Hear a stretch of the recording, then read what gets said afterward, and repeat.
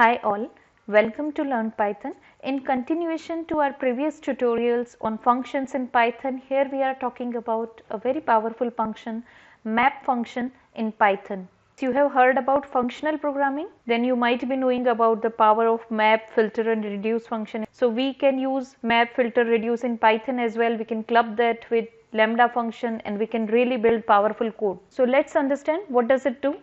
Map function basically is a mapping function which allows us to map a function with an iterable. For example, if we want to do some transformation, we can also call it transformation function. So if we want to do some transformation on some iterable you understand, maybe a list or tuple or something like that where we have multiple elements, right? And on that iterable, if we want to apply some transformation, then it becomes very useful to use map function. That transformation can be a function. So map function basically takes a function as an input and iterable. You see, when you are learning something, you just type about that and you will get help of that if your ID allows that. So here in Colab I can see the ID. Map is a function which takes a function inside it and which also takes iterable, right? So iterable, you know, suppose like it may be a list, range, tuple, string, something like that, and for that iterable it will apply map function. And you can see star here. So star means, now already know that star means it will unpack that iterable, and for each element of that iterable it will apply that function, right? So we will see some use cases and I will show you why it is important to learn map function and how much powerful it is. It is time efficient, it is memory efficient to learn map function. So let's see some of the example. And I want to say one more thing here. It is written function, but it can take any callable. Callable means it can take any function, it can take any inbuilt or user defined function, it can take a class, anything which is taking some input, returning some concrete value. So we can use any callable here which takes some input and return something in concrete, right? So it can be a function or a class or anything like that. And iterable we have already seen. So let's see how map function works and why it is useful. First of all, we start with this example which we have seen in the previous video also. So we are creating a function divisible 3. So this function checks whether a particular number is divisible by 3 or not, and accordingly it returns something. In the previous example we have talked about divisible by 2, it is the same thing. Also we have seen in the previous tutorial we were returning here true or false, and I told you you can even print some statement here. So here what I am trying to return is, I am trying to return a string. So the string is the number is divisible by 3 or the number is divisible by 5. Now what is this f and what is this curly braces here? If you are not familiar with the format string method, you might be finding these things new to you. So let me first show you. If this is the function which is returning the number is divisible by 3 or the number is not divisible by 3, something like that, right? So this is the function which we have defined, and we can call this function for some numbers. For example, I am calling it for divisible 3 for number, suppose I am checking it with number 9. Let's see what happens when we run this. So as expected, because this condition is satisfied, this number is divisible by 3, we should see this as the output, the number is divisible by 3. And why we are seeing this output, we are not using print statement here, because it is the Python's default behavior, it prints the last statement, right? That's why it is printing. Otherwise we need to put it explicitly inside print. That is the right way of doing it. So it will print this thing. Now if I check the same thing for another number, see what happens. Now this time I am checking for number which is not divisible by, just a moment, not actually divisible by 3. So I should get this result, the number is not divisible by 3, right? So we are printing these for different numbers, we are getting the output. Now before talking about the map function, let me talk about the format string method, right? If you are new to Python and you don't already know. So instead of getting an output like this, the number is divisible by 3 and the number is not divisible by 3, I want to see the number itself printed here. The number 9 is divisible by 3 and the number 11 is not divisible by 3, so that later on when I read the output I understand for which number we are talking about, right? So I basically want the number to be printed here. Now there are various ways to print these kind of numbers. One way we have talked about in our previous tutorial somewhere, we were using print statement and we were concatenating different strings, right, using the plus sign. We were concatenating different inputs using the plus sign. Now here we are talking about the format string method, and here in the same tutorial I will show you two different format string methods which are very powerful when we want to print something related to string. So it is another concept which I was thinking to cover in a separate video, but because this thing comes here I am explaining here itself, right. So I want here the number to be printed. So what we can do is we can use a curly braces here. It is basically empty placeholder. In this placeholder I want to print number. Which number? The number A, means whatever input user is giving I want to print that number here, right. And to tell Python that this is not a simple text inside that quotation marks, this is the empty placeholder which is taking the value of whatever we are giving, we can here use F. So this F means format string. So now Python understand that this string is format string and this A is not a simple text in curly braces, this is some number which is to be given by the user. Now again I need to write F here, I need to write the same curly braces in A. Here I am using just one input. In next example we will see we can do this for multiple inputs as well, right. Now let me show you when we run this thing. This time the output is better. It is the number 9 is divisible by 3, the number 11 is not divisible by 3. So it becomes useful to learn these small tips as you move ahead in your programming journey. It will help you to write efficient code. Fine. So this was about format string. Now I was talking about map function. So here I am using map function of different inputs and I am getting different outputs. What if I have a list of numbers? For example, this list I have in which I have some numbers and I want to check for each of these numbers whether these numbers are divisible by 3 or not, right. So I just want to have each of these numbers checked. How we can do that? Any idea? Yes, you are right, we can use a for loop. So how we can use a for loop? I think you all can do that if you are following my previous tutorial. So let me show you. For this thing what I can do is I can write for I in num or for num in num, whatever. What I want to do? I want to do this thing. I want to check. Oops, I should have taken care of the alignment. It should be 2 space here. Yeah, now it is. I think I have not copied it nicely. Anyways, so I can write a for loop, inside that I can do this, and if I run this thing I would be able to see, oh yeah, in for loop we cannot use return because it is not a function. If either we need to create a function inside that or otherwise we need to use print here. So let me use print instead of return, because return is something which is related to functions. It is not to be used outside function and there is no function in the code which we are writing as of now. So we can use print function and let's check. So it is printing. Oh, can you see what's the mistake I was doing here? It is printing number 10 not divisible by 3 and so on multiple times.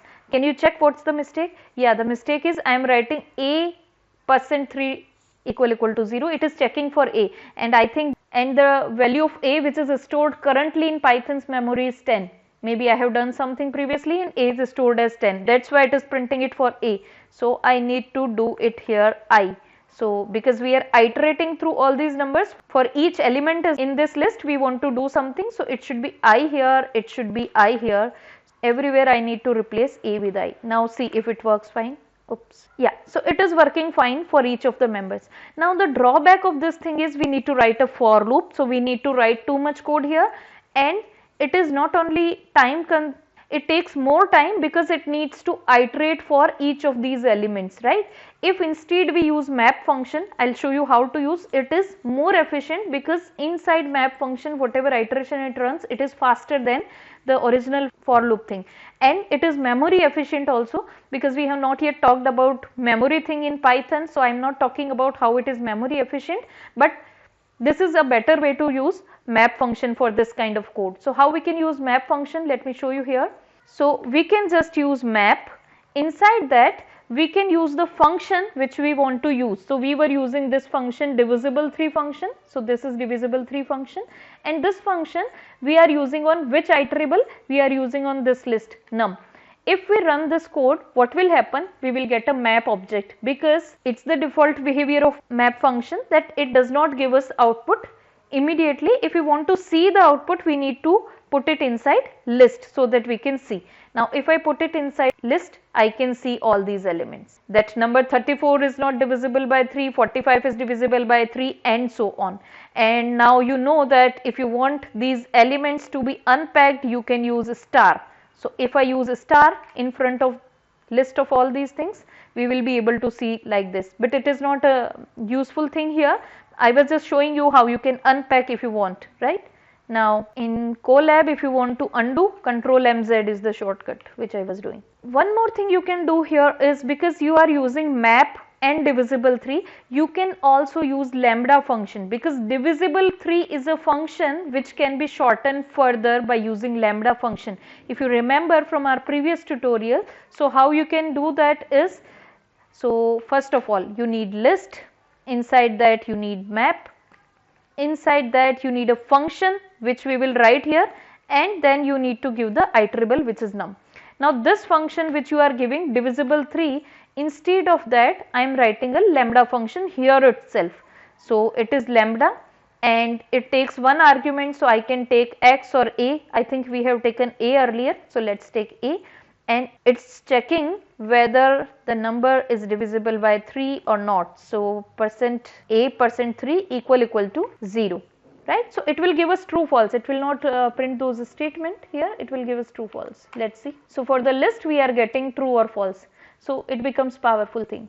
Now let's see what we have done here. So yeah, I have written all these code with the comments and everything here. Now I want to generalize this function little more. I want to create a function which takes two inputs a and n, and basically this function checks whether this number a is divisible by n or not.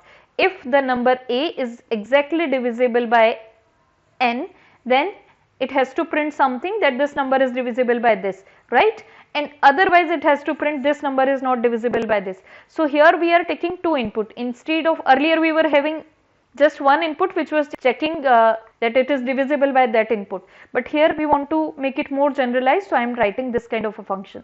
And here, because we have two inputs, we will see how we can use map function here, or whether it is useful to use map or not, right? Now I want to tell you one more thing about format a string here. We have talked about format a string here. So earlier what we have done is, in the print or return statement, wherever we were writing the string, here we have used f, and after using f, here we have used the curly braces, and in the curly braces we have given a and n. That will work too, right? You can write f and here a and n, whatever in the placeholders, right? Another way of doing so is, many people use this kind of method. We just write a string here which have the empty placeholders. We are not putting the values of those placeholders here, but now after that string is completed, we are using dot format method. So dot format, inside that we need to give whatever inputs we want to fill those values in. So this is the first input, so it will go to the first placeholder. This is the second input, this will go to the second placeholder, right? If you are having a confusion in this, let me show you here that if you want to print something, suppose you want to print number a is greater than number b. So there are two ways. You can print it like this: f number empty placeholder is greater than empty placeholder, and here you write a, here you write b. So whatever a and b you have defined, suppose you have defined a and b as 10 and 5, it will print number 10 is greater than 5. That is one way of writing this. Another way of writing this is, you can use dot format method like this.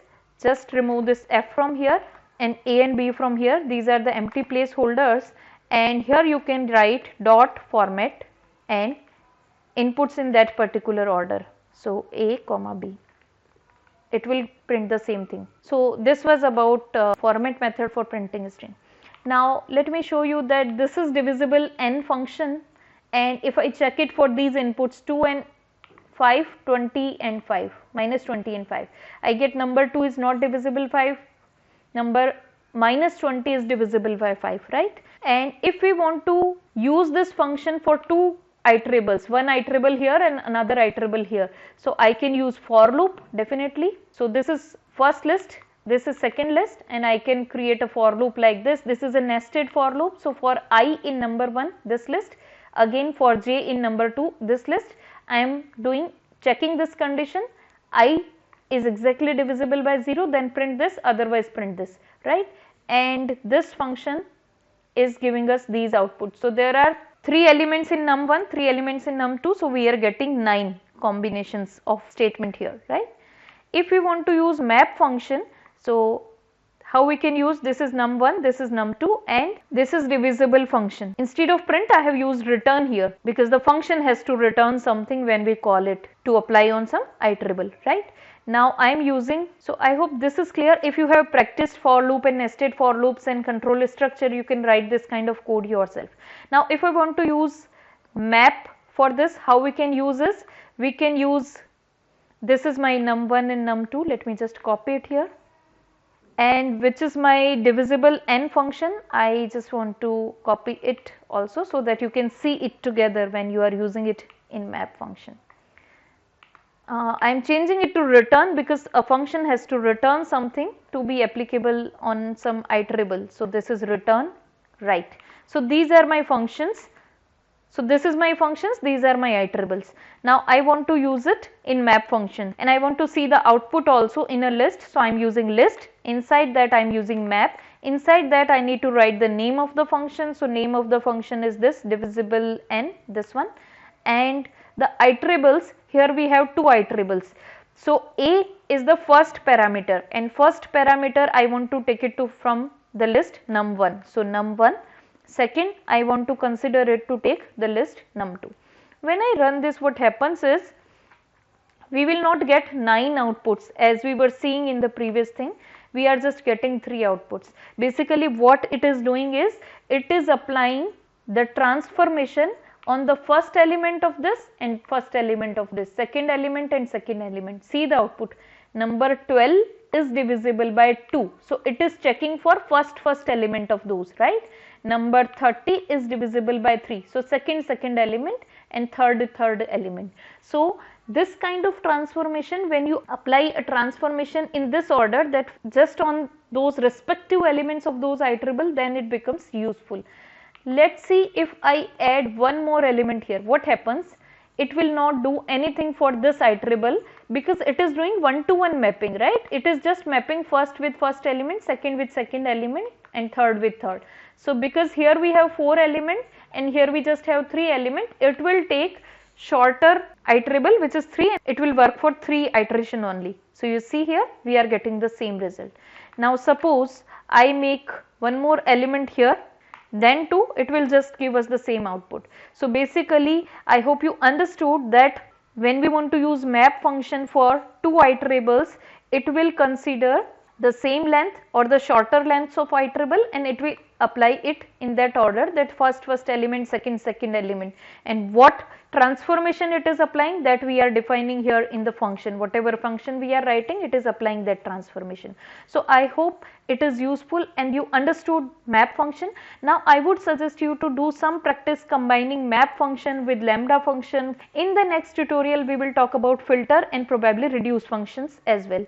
Yes, it's time for a quick summary. So in this tutorial we have basically talked about 2 different things. One is format string method. So let me first discuss those things. So when you want to print some string with some numbers, there are various ways you can print. For example, I want to print this is some number 5, 4 or something like this. So how I can do is, this is in quotation marks and I can write here number. So whatever number here it is, it will print this thing. It will print that string, that this is, I have written number equal to 10, so it will print number 10. This is number 12, it will print like that. Other way of printing is we can use format string method like this. Inside this we write F for format string and inside the quotation marks we write whatever text we want to print, and here whenever we want to print some number we write empty placeholder and inside that define which number we want to print. So I have written num here. So whatever num we are using in that code block, it will take that number and it will print it here.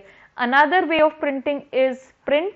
Here we can write in quotation marks whatever we want to print. Suppose I want to print this is number. So I will again write the empty placeholder, but I will not write num here. Instead I will use dot format here, and after dot format I will write num here.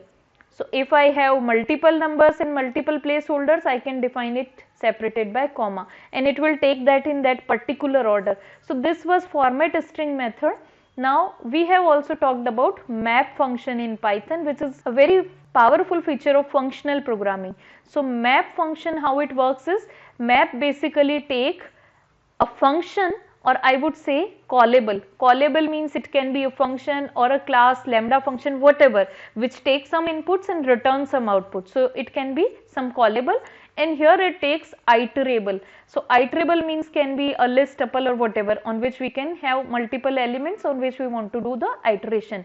And star iteration means it is positional argument. So it will unpack those and it will apply that particular function on that. So basically it performs a mapping, or we can say it performs a transformation on all the elements. For example, if you have in a list numbers like -1, 2 and some numbers -3 and 4 and so on, and you want all the numbers to be positive, you want absolute. So you can simply call this map function, and you can use inbuilt absolute function ABS, and here you can use the list which you have defined, whatever list you have defined, right?